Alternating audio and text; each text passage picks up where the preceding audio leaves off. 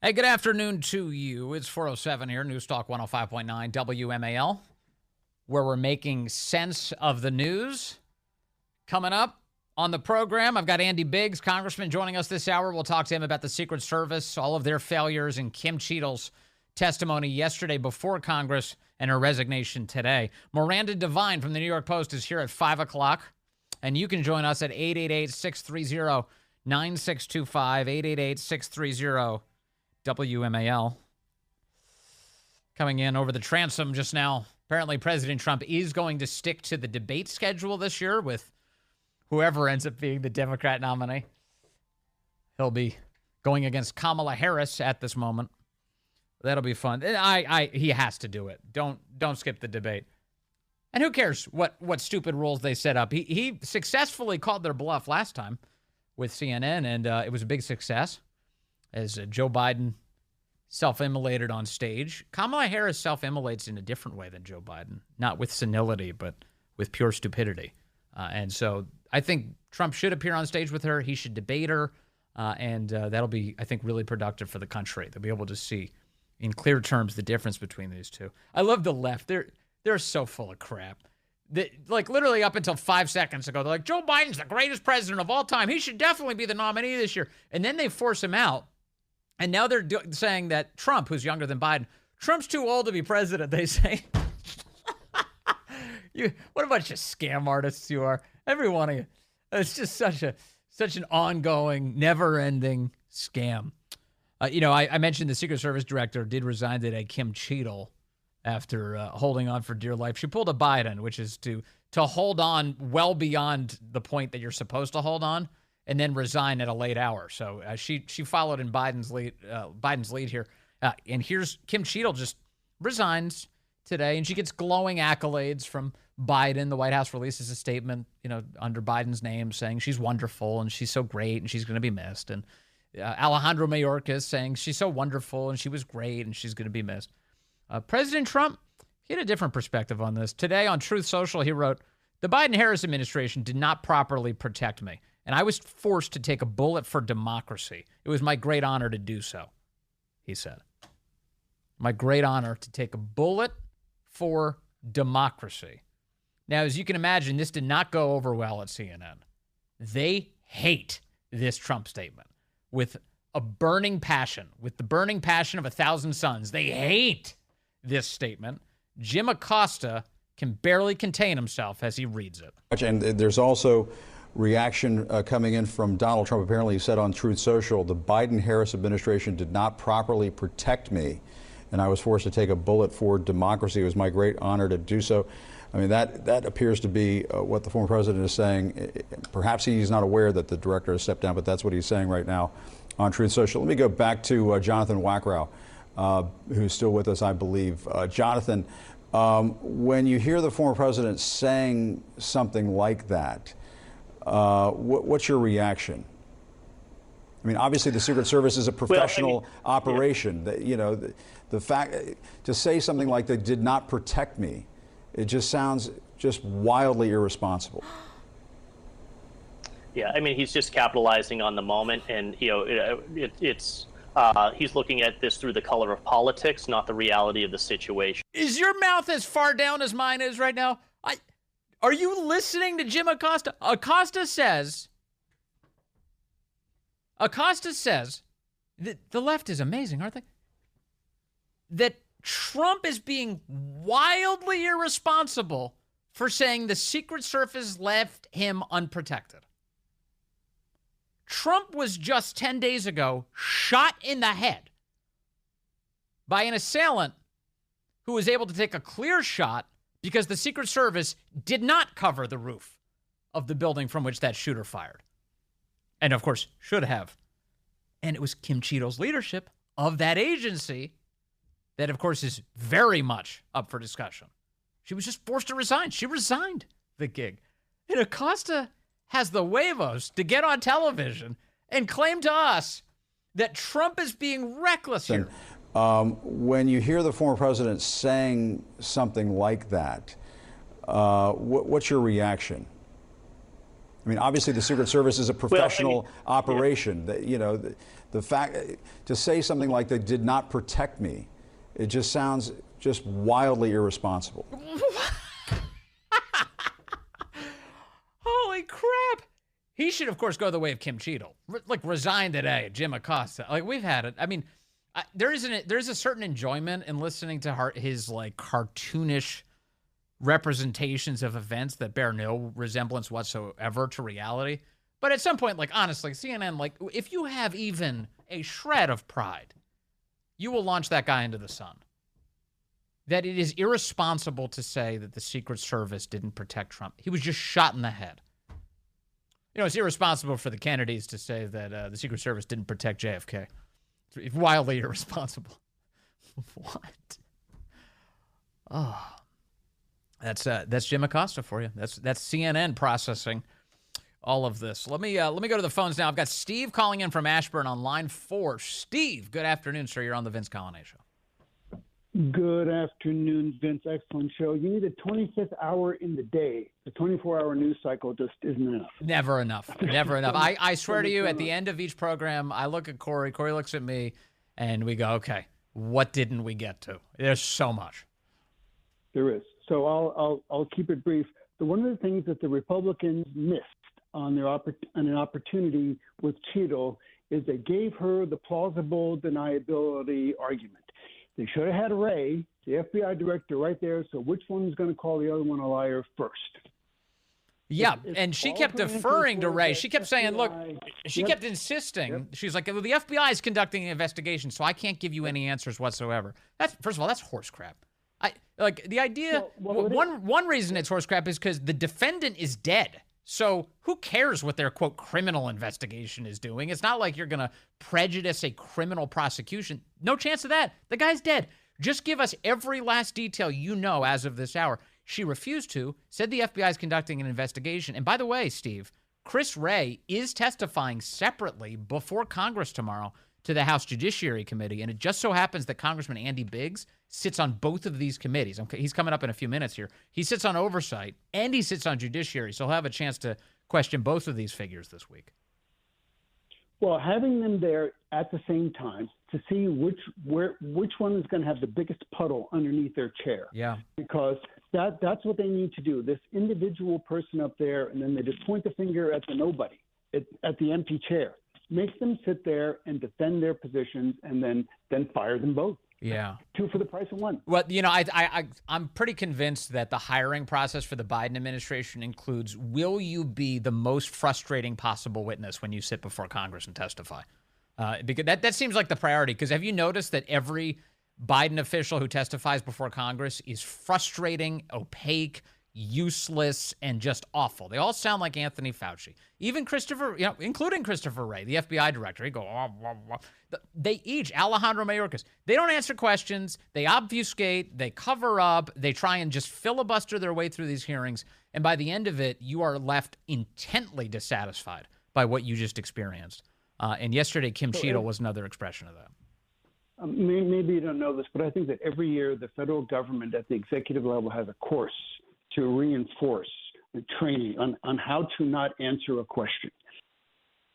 Well, it's sure showing. That's the one thing they train a lot for. Protecting people, not so much. Covering up in front of Congress, they must do that all the time. Steve, thank you. I appreciate the call. Excellent. Okay. Steve, with a good recommendation. Have all of these people to get, like, for instance, why was today the Homeland Security Committee, they had, I think it was the Pennsylvania State Troopers, but the head of the Pennsylvania State Police was testifying today before the Homeland Security Committee. But you know who wasn't there?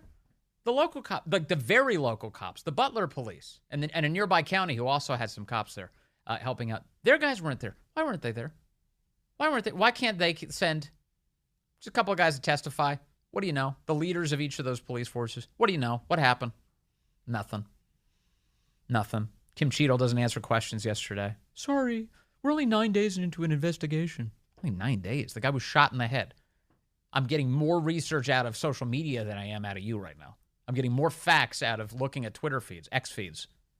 I'm watching video. We're seeing poor woman stand on the sidelines pointing at a guy. Even the Democrats noticed this yesterday. one of the women who was in attendance, those Trump supporters were amazing. They're standing there pointing at this guy, going, he's on the roof. He's on the roof. Officer, he's on the roof. You remember that woman? That was minutes before the guy opened fire. Minutes before. And you're telling me they don't have a system to be like, hey, don't let Trump take the stage? Don't let Trump take the stage? And Trump himself, he said in this interview he did yesterday, I was on Jesse Waters' show, he indicated that, yeah, there's a lot of problems here. Like, they apparently had information. I probably shouldn't have been on that stage. Yeah, no kidding. No kidding. Amazing. Let's see. Nancy calling in from Fairfax, line 7. Nancy, good afternoon. You're on the Vince Coglianese Show. Hi, Vince. I was talking to my husband the other day about Kim Cheatle before her hearing. Yeah. And if it had been me and I had been pressured into not giving support and protection to the former president, I would have rendered my resignation and asked for whistleblower protection minutes before the hearing, and then I would have let him know everything. Yes. But she didn't do that. No. She had to see the writing on the wall. So she resigns the day after, which tells me she was complicit in it and she's at fault.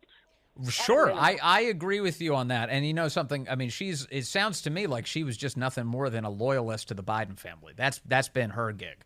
You know, she got that job thanks to Jill. Exactly. And in the end, she decided to, carry on with silence, not giving us any information. And of course, we saw what happened. They left Donald Trump woefully unprotected to the point that he was shot in the head on a stage.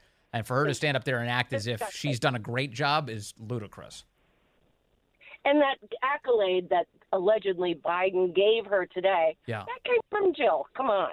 Yeah, or whoever's writing these damn statements. Yeah, they're probably, at this point, they're probably mailing it in so much, they're having AI write these things. Like Jill's probably not even bothering herself with all that. Thank you, Nancy. Yeah. No, she's right, though. Biden did release a statement today, which was, or again, in quotes, Joe Biden released a statement today. And in it, he said, Jill and I are grateful to Director Kim Cheatle for her decades of public service. She has selflessly dedicated and risked her life to protect our nation throughout her career in the United States Secret Service. We especially thank her for answering the call to lead the Secret Service during our administration, and we are grateful for her service to our family. Well, hold on a second. We're grateful for her service to our family. Now, of course, you know that she was on the Second Lady's detail years ago. But what a priority to include in your statement. Thank you for your service to our family? Who writes that? As a leader, it takes this is ongoing. As a leader, it takes honor, courage, and incredible integrity to take full responsibility for an organization tasked with one of the most challenging jobs in public service. Oh, so this is great spin too. So President Trump being shot in the head and you saying the buck stops with me is proof that you're a great person. You're fantastic. Way to go. So you let Trump get shot in the head, and you said the buck stops with you. Admirable. The independent review to get to the bottom of what happened on July 13th continues, and I look forward to assessing its conclusions. We all know what happened that day can never happen again, says Joe. As we move forward, I wish Kim all the best, and I will plan to appoint a new director soon, he insists. I mean, obviously, the Secret Service is a professional operation. Yeah. The fact to say something like they did not protect me, it just sounds just wildly irresponsible. Trump said the Secret Service didn't protect him because he got shot in the head. Jim Acosta says that's wildly irresponsible for you to say something like that. You're not allowed to say true things out loud. Phil is in Fredericksburg, line 5. Phil, good afternoon, sir. You're on the Vince Coglianese Show. Yeah, I like to take a big pair of vice grips and clamp them on Jim Acosta's ear and tear a big quarter-sized chunk out of his ear and see how protected he feels by the Secret Service. Or CNN security in this case. And then if he were to come along and be like, hey, CNN security didn't protect me from Phil, you could be like, you know what? That's wildly irresponsible for you to say that, Jim. That's what do they have to do with this? Thank you, Phil. Phil's right. Phil's not actually advocating assaulting Jim Acosta. He is making a point, though, that Jim Acosta is ridiculous. He's Totally and completely ridiculous.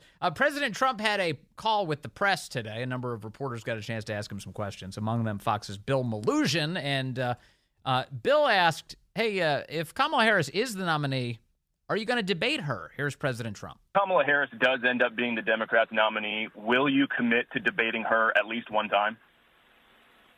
Oh, yes, absolutely. I'd want to. I think it's important. I'm not thrilled about ABC because they're truly fake news. I watched last night. They're actually trying to make a hero out of Joe Biden when he was the worst president in history. Yeah, that's President Trump's reaction. So in case you were wondering, his goal, of course, is to have that debate against Kamala Harris. Speaking of Kamala Harris, let's take a call here. I've got Dennis in Chesapeake, line 1. Dennis, good afternoon. You're on the Vince Coglianese Show. Hey, Vince. Hey there. I think the VP pick is going to be Hakeem Jeffries. I say that I think Nancy slid him into a power position 2 years ago, and that's been the strategy. The second thing... Well, I don't think you're right about that because I think they're too racist to pick Hakeem Jeffries. Candidly, Dennis. I really do. They would not put a black man as the running mate on that ticket. If you watch him, he has Obama's mannerisms down to a T, and he's the perfect Jew hater for that party. And that's what they need, truthfully. Well, their base is out of control. You're right about that. But again, this goes right to the point that I was making earlier. Right now, they're only scanning for white men. They do not want a non-white person as the running mate. They have such low regard for the American people. They say the only way we can win this thing is if we make a white guy the running mate. A racist thought process, of course, once again, guiding the left's judgments here, which is why they won't choose Hakeem Jeffries. All right, stay with us. Coming up, Congressman Andy Biggs is here. He questioned Kim Cheatle yesterday. He will question Christopher Wray tomorrow, which means he's perfect to talk to today.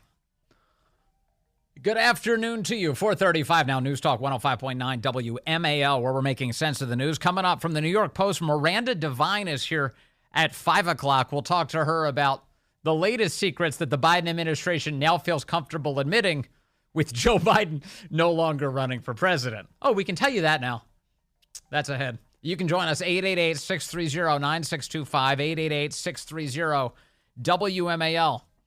Kim Cheatle, the head of the Secret Service, resigned her post today, but not before stonewalling Congress yesterday. It is unfathomable that a 20-year-old on the radar of Secret Service and local law enforcement before President Trump went on stage was able to climb onto the roof of a building with a rifle and fire off multiple rounds before he was neutralized. Was Mr. Crooks acting alone? Again, I would have to refer you to the FBI's investigation. Was he just a lone gunman? I would have to refer you to the FBI's investigation for motive. Useless. And now gone. For more on this, I want to bring in the congressman you just heard. Congressman Andy Biggs joins us. He did question Kim Cheatle, yesterday as a member of the Oversight Committee, and will be questioning Christopher Wray tomorrow as a member of the Judiciary Committee. Sir, good to have you with us. Vince, good to be with you. Thanks for having me. That must have been infuriating to have to stomach over those hours.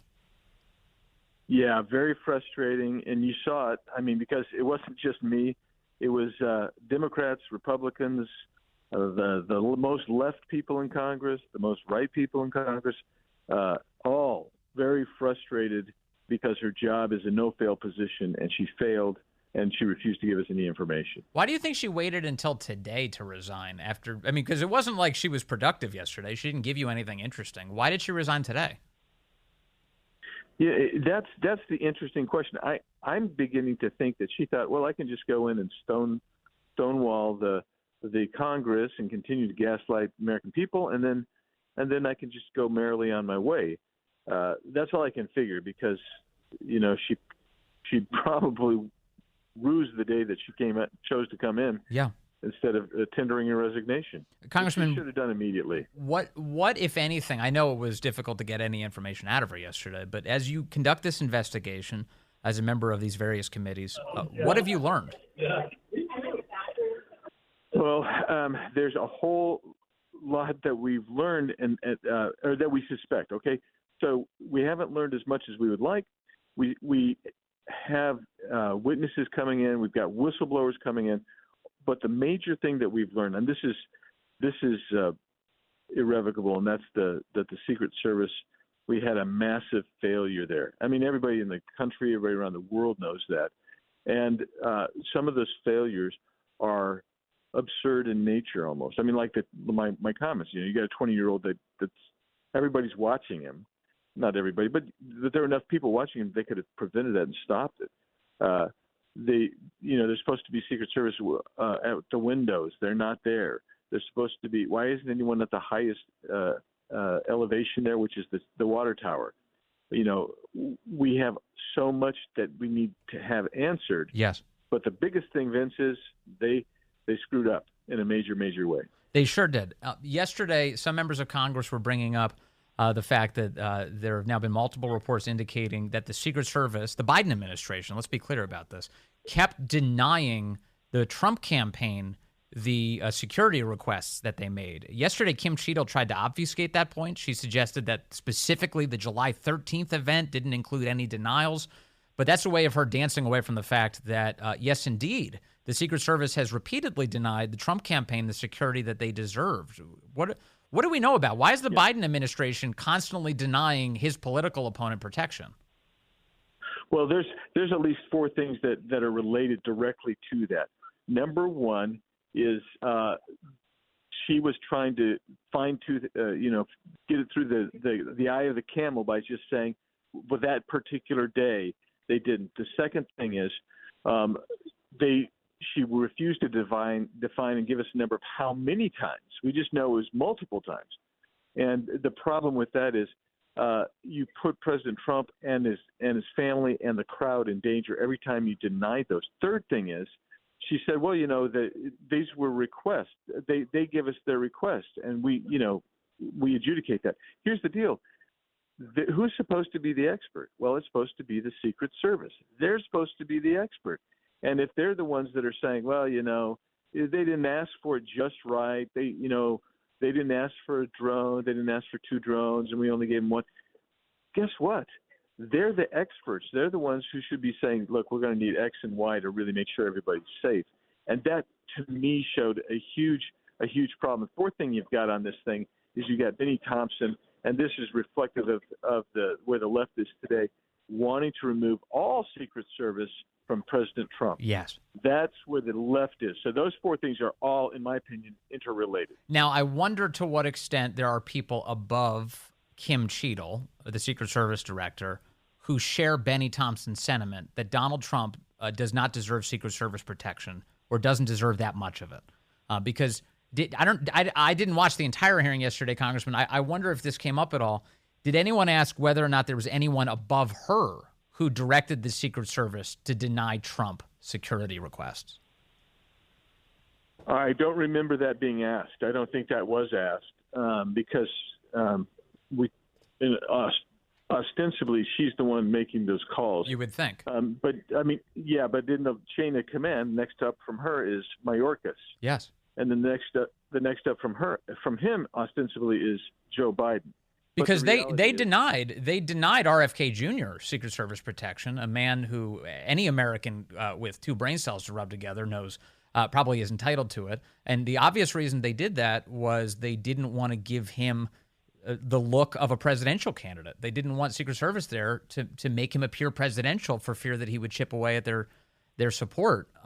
These decisions have clearly been made politically in the past, Congressman, haven't they? Yeah, and let me give you one more thing. The cost per month that Kennedy said it was, I want to say was something like, for his security, was in the hundreds of thousands of dollars. Well, what that does is not only do you not give the guy the adequate protection, the official protection, and the appearance of an executive, what happens is you're bleeding his campaign. That's hundreds of thousands of dollars every month that he can't use to get his message out that would undermine Joe Biden. And then you look at it, a lot of that goes the same way with President Trump if he's having to backfill on security. Yeah, and so after the Trump assassination attempt, Biden came out, or somebody in Biden's name, and said, oh, we're giving RFK Jr. protection now. Okay, so the president does actually call the shots on Secret Service behavior. So can we rule out that the White House didn't leave Trump vulnerable on July 13th? No, I will not rule that. I will not rule that out. I will not rule that out. Yeah. Just ask the families of the 13 troops who were killed in Afghanistan what White House decision making leads to. It's awful outcomes has been the history. And here I'm deeply worried about what's happening here. And for that matter, I'm worried about what the rest of the campaign looks like, Congressman, because I didn't hear Kim Cheatle say yesterday that she placed anybody on administrative leave. The people who were responsible with coming up with the security plan for Trump, why should they continue to be coming up with these plans as Trump continues to campaign? She did just the opposite. She said not only did they not take any disciplinary action, she doesn't know that they would take disciplinary action. So yeah, I mean that gets the whole thing why she had to be removed from office, because if you're going to try to restore any kind of credibility, you can't have the person who has exhibited the grossest of negligence continue on. Yes. And by the way, when I say grossest of negligence, that's the nicest description I can give of her performance. Well, from my perspective, I think they're guilty of negligent homicide. Corey Comparator would be alive today if the Secret Service had protected that roof, and they did not. Yeah. And that man is dead, Yeah. and we just all need to constantly remember that fact. One of the elements of this shooting on July 13th that I think is important is the police scanner audio. Those local cops who did see the shooter, apparently when they fell to the ground, they instantly got on their radios and started making calls. I don't know what time they made those calls, Congressman. Down to the second. We haven't been told that, and we haven't heard any audio of any of this. Will Congress get that information? Well, we haven't so far. We requested it immediately, the communications traffic, and so I reiterated yesterday, we want the communications traffic. I sent another letter to the Secret Service, because you have to have the communications record, because that's going to tell you who knew what, when, and where, and it's going to help us explain why that hole didn't get filled. I mean, there's so many basic questions like, did the guy carry a gun up there, or was it already in place? Who didn't sweep the building? Because my guess is somebody missed a sweep. And there's all kinds of allegations going back and forth, but the communications is going to clear it up tremendously, which is why we want, for instance, the interview of Robert Hur, the special counsel of Joe Biden. Yes. Yeah, audio helps, brother. Audio helps. The audio is a big deal. Let me move to your hearing tomorrow. You're also a member of the Judiciary Committee, Congressman Andy Biggs, and you will have Christopher Wray before you. This is the annual FBI oversight hearing that the Judiciary Committee does. I imagine most, if not all, of the questions are going to be about the FBI's apparent investigation into the events of July 13th. Now, the fact that the suspect is dead, that kind of lends itself to Christopher Wray being forthcoming about everything he's finding out, doesn't it? Because we're not talking about a criminal defendant. The guy's gone. So just tell us what you know now, right? One would hope, but he's going to say, like he always does, he's going to say, well, there's an ongoing investigation. And if we pointed out, well, the guy's dead, he's going to say, yeah, but there might be culpability on the part of maybe somebody else who was supposed to be executing duties to protect, that might be a problem. And we get to the other thing that, like I asked Cheatle, which she refused to answer, is, did he act alone? Well, we aren't sure yet. And so I figure he's going to do what he always does, which is kind of, stonewall us a little bit on this. Congressman, do you have any reason to believe that Thomas Crooks was acting in concert with someone else? Only rumors. There's no hard evidence on any of this yet. Yeah. So but I mean, it gets back to that weird point. He's 20 years old. Yeah.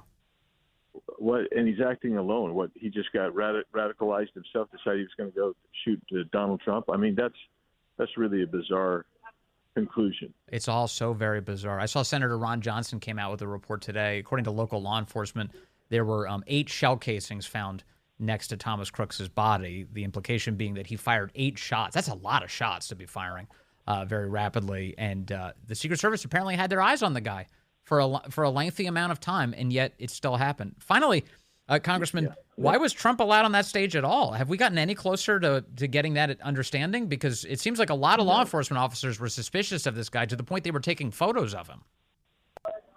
Yeah, that's one of the weird things, because if you've traveled with the president or something like that, and I have a number of occasions to some of these events, if there's something going on, even a suspicious guy, not a threat, but a suspicious, or maybe there's a car that's maybe out of place or something, they'll say, we're going to hold you here. If there's a traffic problem, we're going to hold you here, and then you wait until it's cleared up, and usually it's cleared up very quickly. And but they chose not to hold him off, and that's one of the key questions: is why did they hold him off? All right. Well, please give Christopher Wray hell tomorrow, and let's go. Hopefully we can get some answers out of this guy. Somebody's got to answer some questions. Oh, and by the way, are you going to try and have this new acting director of the Secret Service come in? Will the Oversight Committee try and do that pretty quickly? I haven't talked to the chairman yet. It's interesting because I think he was one of the guys sitting right behind her yesterday. So I think we're going to want to talk to him too. Yeah, that'd be good. Just like haul him in every other day. Okay, fine. You resign now. We'll bring in somebody else. That'd be excellent for getting some answers. Congressman, always good to talk to you. Thank you very much. Yeah, thanks, Vince. Appreciate it, man. Great. Congressman Andy Biggs, busy man this week, asking all these questions.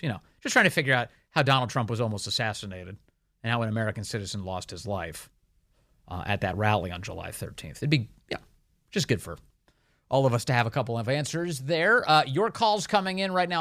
All right, to the phones we go. We've got Peter calling in from Stafford now, line 4. Peter, good afternoon, sir. You're on the Vince Coglianese Show.